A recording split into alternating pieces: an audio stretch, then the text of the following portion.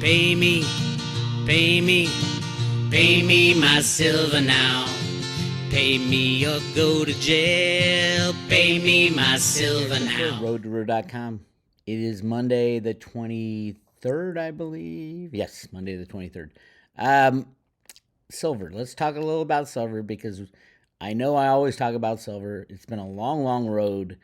The fights that have gone on to expose the manipulation of silver have been exhausting for the past 25 years. But well worth it.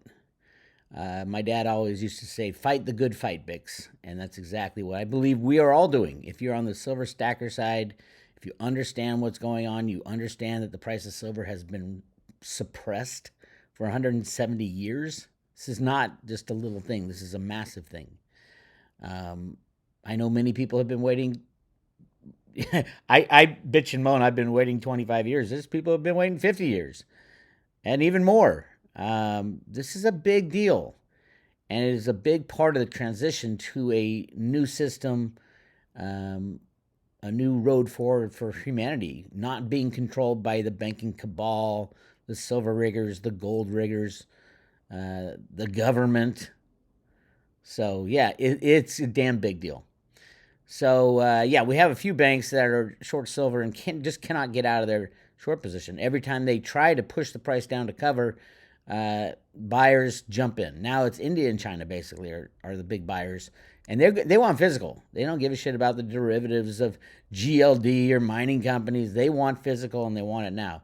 They're going directly to the mining companies to buy at huge premiums from what I'm hearing. All around the world, why mess with the criminal exchanges when you can go direct to the manufacturer of silver? I do have some a new way to look at a simpler way to look at how much silver is being consumed in the solar industry. I've been jumping up and down for over 2 years about this, that the Silver Institute has lied through their teeth. The Metals Focus has lied through their teeth. I'm going to give you guys a very, very, very beyond simple way to figure out how much silver is going to be used this year, 2024. Mind you, if you look at the silver survey for photovoltaics, the silver survey says there will be 232 million ounces used in solar this year, which is a huge number. Don't get me wrong, but it's about half of what it really is. That's the insane thing. And I proved it last year, but now I've found an absolute foolproof data that cannot lie. It came from the horse's mouth of how much silver is used per watt in Topcon, from the horse's mouth. So I'm gonna walk you through that, and all you got to do is use like ChatGPT and say, okay, here's the parameters of what we have. What does this translate into the amount of silver? It's not hard. It is not hard. But first, if we look at silver and the game that the riggers used to play, as you can tell, they're spending a lot of time above the 100-day and 200-day moving average. It's been since March, since February that they last got it below. And of course, India, that was their biggest buy month. They had bought 70 million ounces. Right in here, India bought 40 million ounces. They know the game. So the next time that the banking cabal throws all the derivatives at silver and goes below the 100-day moving average, that's where the Indians are now buying. So I would say the floor is not the 200-day moving average, which is the blue one here, but the 100-day moving average, which is currently sitting at $29.47. That's the buy line for India on physical silver. And we're not talking about a little amount of silver. They need hundreds of millions of ounces to build out their solar, build out all the things that they're doing. But they only buy on the cheap. So that gives us literally an artificial floor on silver somewhere between the 100-day and 200-day moving average. Now, I'm not saying they can't slam it down. They could put the price of silver to minus $40 like they did with oil. But the reality of what is the Achilles heel of the banking cabal, of the silver riggers, it is physical silver leaving the market, so they're just left with their crazy derivatives. Now is not the time to be in ETFs. Now is not the time to be in mining shares. I get how valuable they are, absolutely. And you save so much if you're in an ETF because you don't have to deal with the storage and the hassle.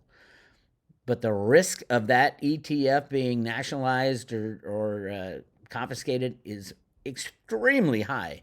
Never been higher in the history of my looking at the silver market, 25 years, but probably since we went off the pseudo silver standard in 1965. The risk of nationalization and confiscation has never been higher because we are running out. This is the end game for silver manipulation.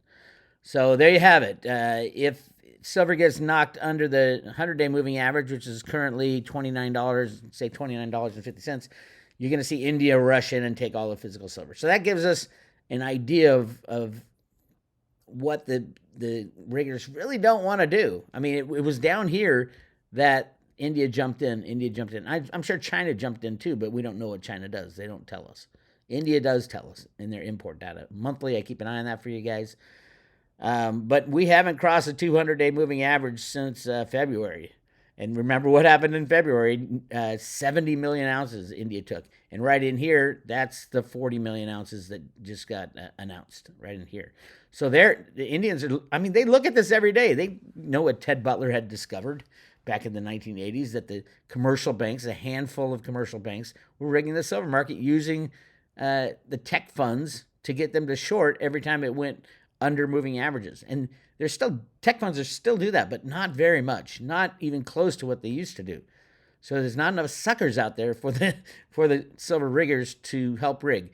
And by the way, helping and assisting the silver riggers are entities like the Silver Institute and the CFTC, the regulator and the expert analysis. So when you read the silver survey and they're saying last year 193 million ounces was used in the photovoltaics, and from my calculation it was right here 350 million ounces, we know somebody got it wrong. So let's figure out who got it wrong for 2024. They project right here 232 million ounces, which is probably a hard thing for them to do, a hard projection for them to do. But it's still way off. And I'm going to show you right now how off it is. So this is the Silver Institute. And as you can tell, Metals Focus right here is the one who makes up this data, literally makes up the data. Metals Focus came out in April with this chart. And this is actually not a bad chart as to what's going on. The green here is Topcon. Topcon uses a lot more silver than PERC. And that's all we really had for a long time. And then there was a study out of somewhere, New South Wales, that said, it's up in 21, 22 grams per watt. And everyone's like, oh my God, if you times that and that was back here, back in 2021 and 2022, they're barely using any Topcon. Look at the green. The green is the Topcon. That was last year. That was a big jump. But look at this year. Everything's going to Topcon, which uses more silver. And HJT uses a hell of a lot more than Topcon. But I'm just going to run the numbers based on Topcon, and it's about 66%, which is 2/3 of what is going to be installed is going to be Topcon or higher. The rest can be the old PERC modules. Now, we really don't know how much is in those PERC. According to Metals Focus and the Silver Institute, there's hardly any silver in there. Don't even think about it. But they're wrong again. But so just looking at the Topcon, we had this announcement. It's an article, and this company, Solamet, is the largest producer of the silver paste used to make these solar panels. And they're literally bragging. This is from PV Tech magazine, online magazine, industry updates, September 12th, 2024. This is as up to date and current as anybody has seen from the number one producer. And they bought a lot of what they do from Dow Chemical, and this Chinese company, of course, they're running with it. But they bragged in here, and I'm going to show you right here is where they bragged. As manufacturers successfully apply the learnings and experience from fine line screen printing techniques used in PERC cells to Topcon cells, the silver paste consumption for 182 millimeter Topcon cells has reduced from over 140 milligrams per cell in the early stages of mass production to about 80 milligrams per cell, a reduction of 40%. There's your number, 80 milligrams per cell. So we know the amount of silver used in every cell. We know the amount of gigawatts that are being installed. It's about 600 gigawatts, probably going to be a little more by the end of the year. But right now they're on to 600 gigawatts. So if we have those two things, we can easily find a calculation. I mean, there's a lot of conversion to milligrams and troy ounces and stuff like that. So let's do it. You and I can walk through it right here. We're on ChatGPT, right? Right here I wrote in the solar industry, 182 millimeter Topcon solar cells have 80 milligrams of silver per cell. That is a fact, right? We just read it from the number one provider of the paste out of anybody on the planet. That's who would know what's going in it. The 2024 Topcon installations are projected to be 400 gigawatts DC. Now, where do I get that? From good old Metals Focus itself, right here. If they're making 600 and it's 66%, right?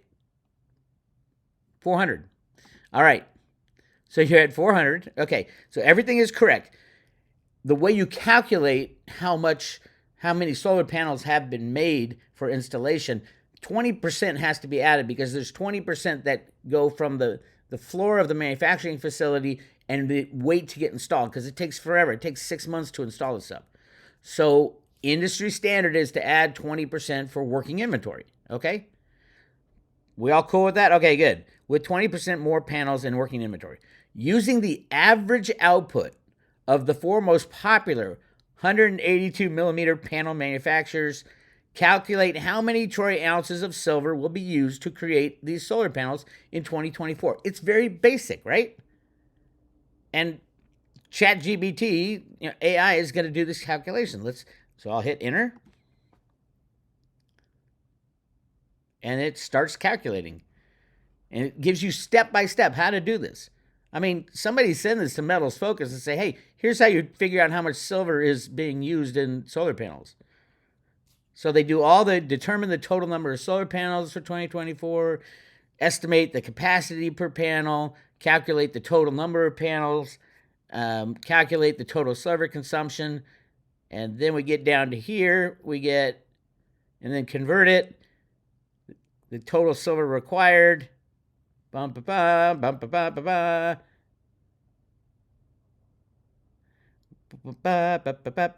they do it? Wait a minute. Once you provide the panel X output in watts, I can complete the calculation. Well, use average. Dumb crap. It did it before. Please use average. The average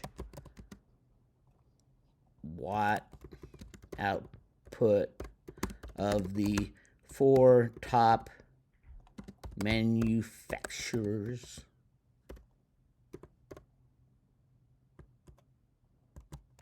something like that. Four top manufacturers of 182 millimeter panels. Boom. And here we have the panels. So we use 545 watts as the average total installed capacity, blah, blah, blah. Each panel uses 144 cells. There we have it. Total silver required. The final answer, approximately 326 million troy ounces of silver will be used to create these 182 millimeter solar panels in 2024. Wait a minute. The Silver Institute is saying the total, including PERC, will be 232. And these guys are saying, ChatGPT, you run the numbers, they're saying 326. That is only the Topcon. Now let's run for 200 million gigawatts. Please add 200 gigawatts DC of PERC modules using the same format. Same analysis as above. There we go. There's your assumptions, blah, blah, blah. The lower silver input, total inventory, total capacity, bum, bum, bum. I love ChatGPT. AI is awesome. Boom, boom, boom, boom, boom, boom. Total silver required for PERC panels is 122 million troy ounces. Troy ounces, right here. So the total is. I just did Silver Institute's job and Metals Focus job in what, 3 minutes? The total silver usage. This is for 2024. Silver used for Topcon panels, 326 million ounces. Silver for PERC panels, 122 million ounces. Total silver, 326 million ounces plus 122 is 448 million ounces. Approximately 448 million ounces of silver will be used to create 40 gigawatts DC of Topcon and 20 gigawatts DC of PERC. 448 million ounces. Like I said, how far off is the Silver Institute? They're going to come up with 232.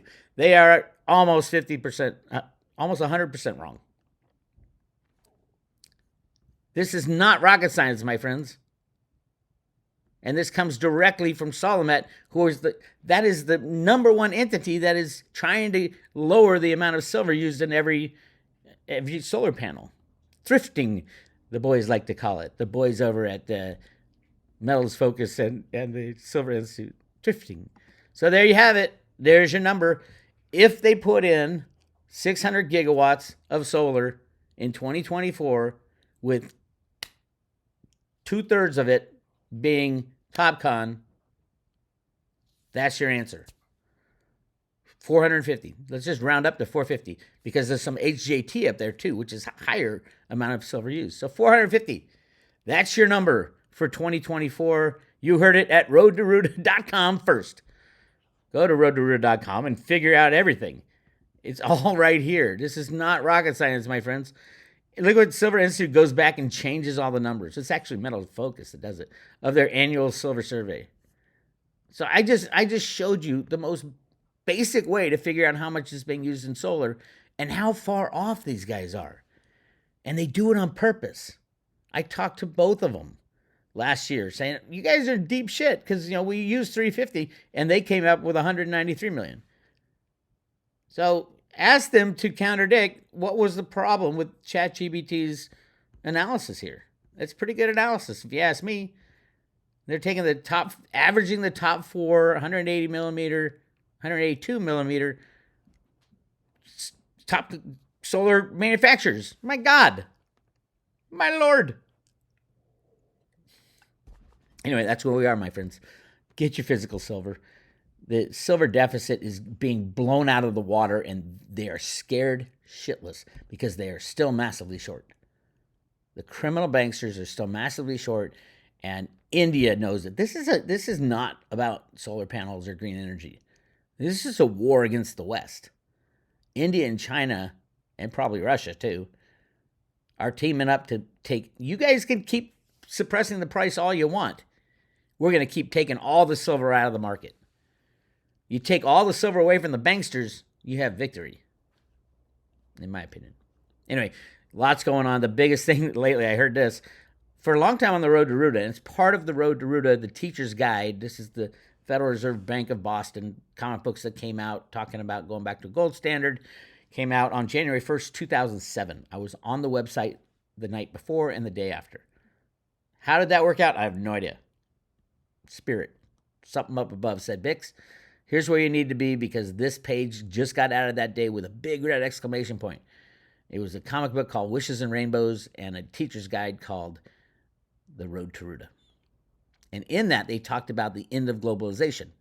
What's going to happen when we stop trading with other people? So every time there's something about globalization that I think I need to dig into because that's a big part of the end game. For a while, we will not be trading with any other country. That's why the U.S. uses everybody else's natural resources first before we use our own. We hide all our natural resources. The gold in the Grand Canyon, the gold at Chocolate Mountain, all the oil up in Alaska. We hide it Why would we want to, if they're taking these little pieces of paper or now electronic blips that we call wealth for the real stuff, the real commodities, keep doing it until the game is over. And at the end of the game, there will be no globalization. There'll be no trading amongst countries. And that is what is talked about in the teacher's guide at the Road to Ruta. When will people start trading again for goods and services? So every time something like this comes up, I take notice. The biggest wild card in the presidential election. Just days left until a crippling port strike paralyzes the East Coast. They're going to shut down the ports. Poof. Now, that will give little Kamala a big, big problem. She's supposed to be pro-union because they're the Democrats, right? Oh, yeah. They're pro-black and they're pro-union. But in actuality, they aren't. And a port strike at this point in time will destroy the economic system. It's already so weak you can't even imagine. The banks will just get gutted because all these people, there's letters of credit out there for very weak credits because a bank will give a shipper a letter of credit for 60 days or 30 days while it's in transit. Blow that up, poof, billions and billions and probably trillions go up in smoke. And with the derivative bubble out there, it's really crazy. Anyway,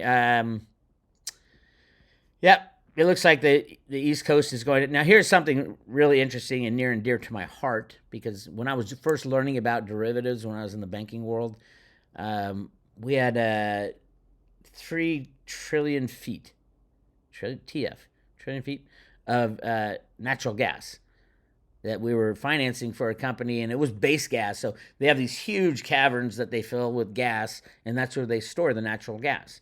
And there a certain amount has to be kept there, and that's called the what's it called? I just said it. The base gas. It's called the base gas. So that gas can never leave. So say the cavern can take. It's been a long time. 10 trillion cubic feet, whatever that measurement is, TCF or something like that. Sorry. So like 7 can go away and be sold and into the market, but you got to keep the 3 to keep a minimum pressure in the cavern, or it all implodes. And we had a lease on that back in the day, and I was in charge of that, and I was like, oh yeah, the cost of gas was going through the roof, which means we were going to make more money. And then J.P. Morgan got in the market, and the Fed actually had to make a statement that they are going to allow J.P. Morgan to trade in natural gas derivatives. So J.P. Morgan gets in, and the price goes from like $13 down to $1, and all because of the derivative market. Well, back, I think it was 2006 or 2007, shipping rates used to be determined by the shipping companies. And, there's plenty of room for, collusion and all that. But these are the big shipping magnates, right? Massive companies. The bankers got a hold of that by creating a derivative market for shipping container rates. And they controlled that, and they continue to control it.